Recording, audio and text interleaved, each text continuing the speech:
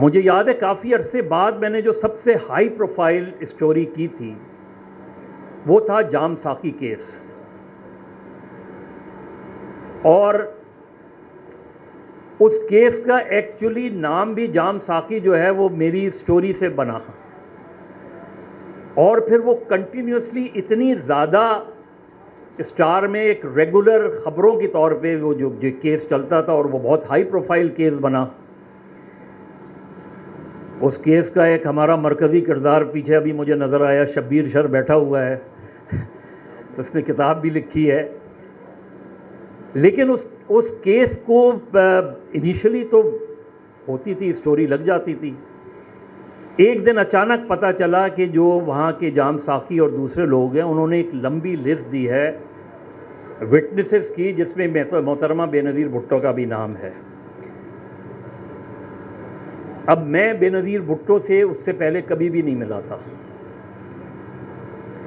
ظاہر ہے as a reporter, as a student activist ہم نے نام بہت سنا تھا۔ جس طرح میں نے کہا جام ساقی کیس میں جب بے نظیر بھٹو کی آمد ہو رہی تھی تو پہلی مرتبہ تھا کہ بے نظیر بھٹو انڈر ڈیٹینشن کے بعد پہلی مرتبہ بے نظیر بھٹو کو آنا تھا بیان دینے۔ پورا کشمیر روڈ بلاک تھا، کارڈن آف تھا، شہید ملت روڈ سارے بند تھی، ہمیں جو اسکواش کمپلیکس تھا ادھر روک لیا گیا تھا۔ لیکن اقبال جعفری صاحب جو بی بی سی کے ہوتے تھے وہ کسی طرح اپنے کانٹیکٹس کے ذریعے، اور وہاں مجھے پتہ چلا کہ کانٹیکٹس جرنلزم میں کتنا امپورٹنٹ ہوتا ہے، کہ وہ بی بی سی کے کورسپونڈنٹ غالباً این ہور تھے اس زمانے میں، ان کو لے کے وہ کورٹ روم کے اندر پہنچ گئے، اور وہ کورٹ روم ہوتا تھا ملٹری کورٹ شہید ملت پر قائم تھا، تو وہاں لے کے پہنچ گئے، جس میں بڑا فیمس پہلی مرتبہ بے نظیر کی وائس جو ہے، یعنی جب سے بھٹو کی پھانسی ہوئی تھی پہلی مرتبہ لوگوں نے بی بی سی سے بے نظیر کی وائس سنی، جس میں وہ 3 جملے میں نے اپنی کتاب میں لکھے بھی اور کہیں بھی ہے کہ 3 سوال کے بعد ان کو نکال دیا گیا اور وہ چلے گئے۔ میرا خیال ہے ایز اے جرنلسٹ ان کا کام ہو گیا تھا، اور وہ یہ تھے کہ اس نے پوچھا کورٹ کے کہ واٹ از یور نیم، انہوں نے کہا بے نظیر بھٹو، انہوں نے کہا what is your father name, انہوں نے کہا ذوالفقار علی بھٹو، انہوں نے کہا واٹ از یور کاسٹ، اس نے کہا I don't believe in cost.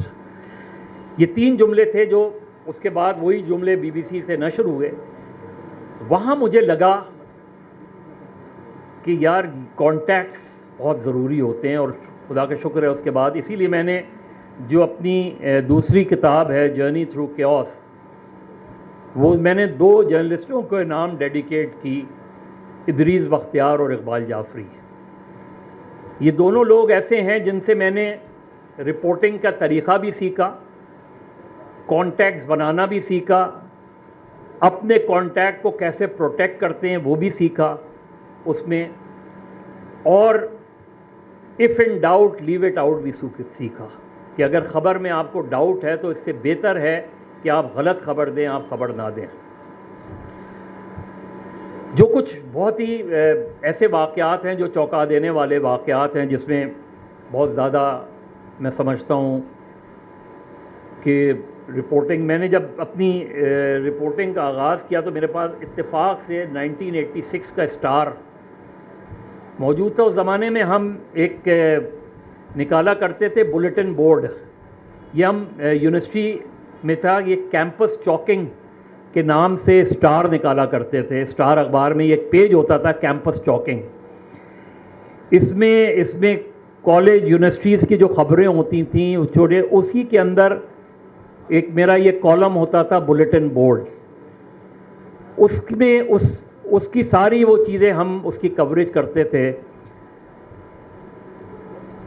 وہ جو کیمپس کور کرتے تھے۔ پھر جو میرا سب سے پہلے میں سمجھتا ہوں کہ جو ہائی پروفائل کیس میں نے کور کیا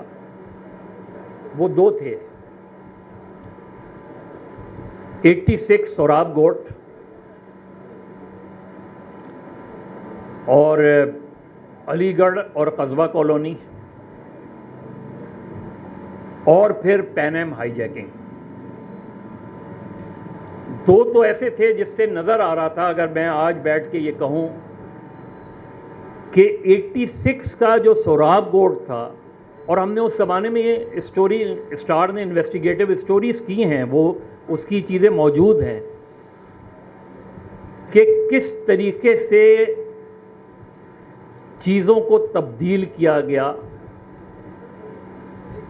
اور کس طریقے سے جو اس وقت ایتھنک ڈائنامکس تھی اس کو تبدیل کیا گیا. اس زمانے میں ایک اسٹوری تھی، ہم نے کی تھی، اس کی میں ڈیٹیل میں جاؤں گا. اس زمانے میں ایک ایسا پولیس آفیسر وہاں نامنیٹ ہوا جس کی وہاں ڈیوٹی نہیں تھی، اور اس وقت مجھے اسٹار کی ہیڈ لائن یاد ہے، who killed S H O Irtaza. اور اس سے اندازہ ہوتا ہے کہ کس طریقے سے ایک دم، جب کوئی اس طرح کی وہ چیز نہیں تھی، کراچی میں مہاجر پشتون جھگڑا شروع ہو گیا، سندھ کے اندر مہاجر سندھی جھگڑا شروع ہو گیا ایک دم. اس سے پہلے جو بھٹو صاحب کے پیریڈ میں ہوا تھا، وہ جب دونوں طرف کے دانشور بیٹھے تو انہوں نے کافی حد تک اس چیز کو ریزالو کر لیا تھا، جس میں ہم نے ایک ڈیبیٹ ہوتی ہے 60-40 فارمولا. لیکن یہ مختلف وائلنس کا ایک مختلف ڈائنامکس تھی. اور اس کے بعد، یا اس کے بعد ہیرلڈ ہو جائے، اس کے بعد سب سے زیادہ جو اسٹوریز ہوئیں اس زمانے میں کہ یہ سوراب گوڈ میں آ کے اسلحہ اور ڈرگ کیسے ڈمپ ہوتا ہے. اور مجھے یاد ہے اس زمانے میں نے اسٹوری کی تھی کہ کراچی ایئرپورٹ سے